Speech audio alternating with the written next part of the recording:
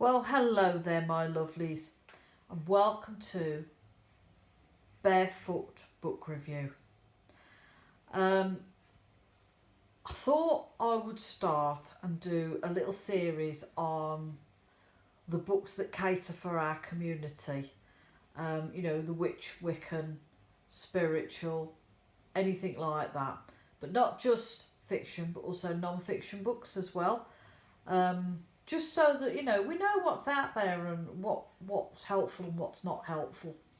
So the first book that I've completed this week is called The Book of Shadows. It's a journal of magic, spells and rituals. It's written by a lady called Anastasia Greywolf, and it's published by a company called Wellfleet Publishings. Where did I get this from? I got this from the Works, and I think it was £4 when I bought it. They'd also got a Moon Shadow book, same as this, but called a Moon Shadow book, and I wish I'd bought it at the time. What I might do is I might have a look on the Works' website and see if they've got it and order it. But yeah, so it's a hardback book. It's quite a nice little pocket, well, that's not pocket size, but it's a decent size book. And to be honest with you, I was quite pleasantly surprised with this. I'm usually a bit sceptical about shadow books for, the beginner witch, because they always seem to tell you that you should do it this way, you shouldn't be doing that way, you should be buying this from here, you should be buying that from there. You don't need to be doing this, you can't do it that way. And I always think that they're not the kind of books that a beginner witch should be reading. But this book doesn't, to be honest with you. It's a lovely little book, and it gives you an introduction on how to use the journal. And then we go into things like, it'll tell you about the difference between rituals and spells, spell notes, writing prompts, spells and rituals, journal organisation. All will become clear on that shortly. It then gives you a thing on journals, attention and witchcraft essentials. And it'll write you a list of the things that you quite possibly might need. But what it will tell you is that you don't need to spend an absolute fortune on stuff to produce these spells. It'll say, it'll say, you can order stuff from Etsy, you can order stuff from the internet, you can go out and forage for it. If you need a certain colour candle for a certain spell, use birthday candles. Cheap and easy. It's one of those books, and that's what I liked about this book, because it doesn't stand there and say you have to do it this way, otherwise it's not going to work. It will give you a list of herbs, you communal herbs that you could quite possibly use in spellcrafting.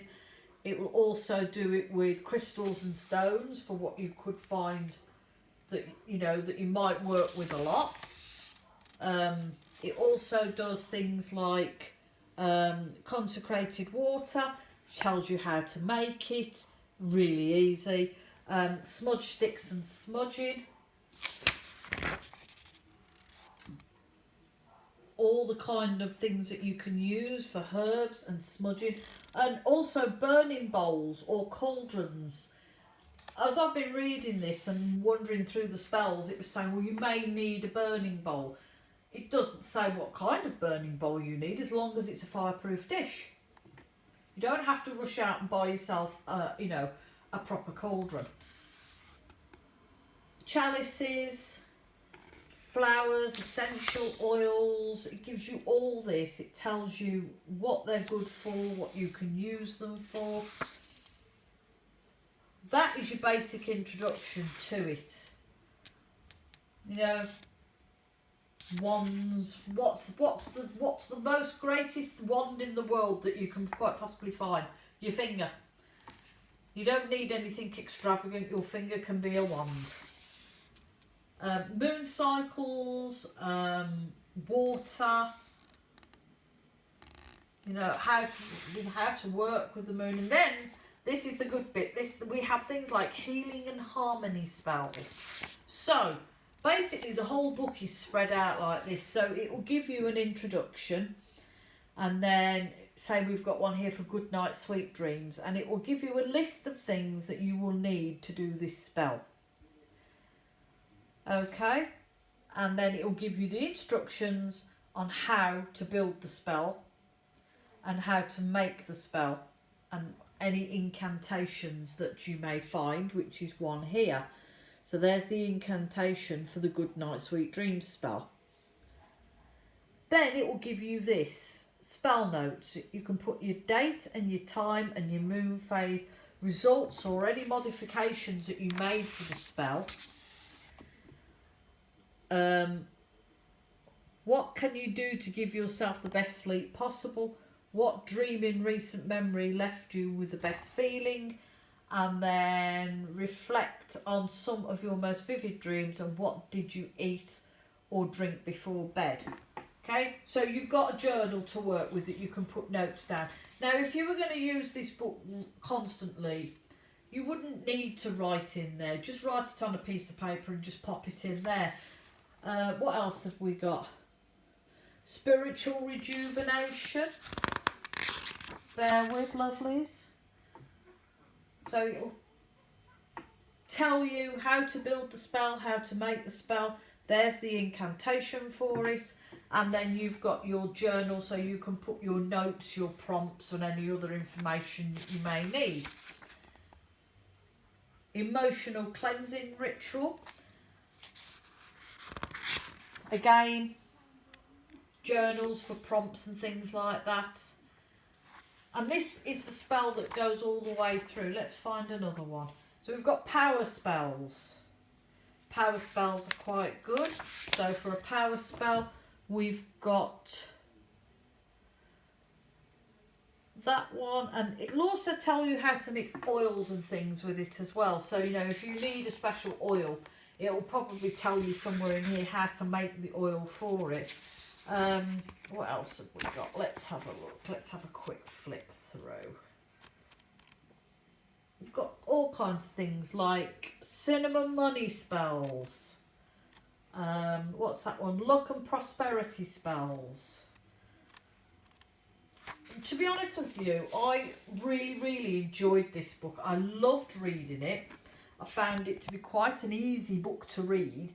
You know, it was something you could settle down and you could get into it straight away. You didn't have to faff about with finding pages or turning pages or whatever. It was quite an easy book. You could settle down, and within a couple of minutes you could get really into this.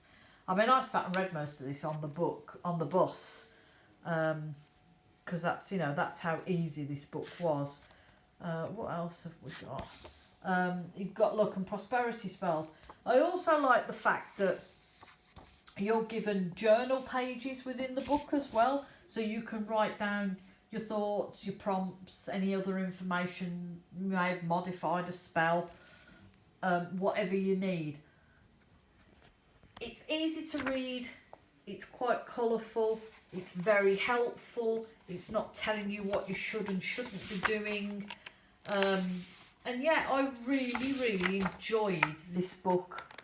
I was quite happy to sort of sit on the bus and read it to and from work, or, you know, or into town or wherever I was going. It was just a really nice, enjoyable book. Would I keep it for the bookshelf? Yes, I will keep it for the bookshelf, because it's something that I can come back and refer to. Would I write in it? Nah, I don't think I'd write in it. I'd do the journal on a piece of paper and then place it within the book, but I don't think I would write in it. It's too nice to write in it. So yeah, lovely. That's the first edition of the Book of Shadows by Anastasia Greywolf.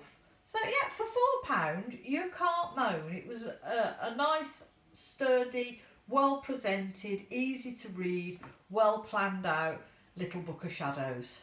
I thoroughly enjoyed reading it. So yeah, if you're in the works at any time soon and you either see it in the shop or you see it on their website, it might be on sale now. it's worth the £4. It really was worth the £4.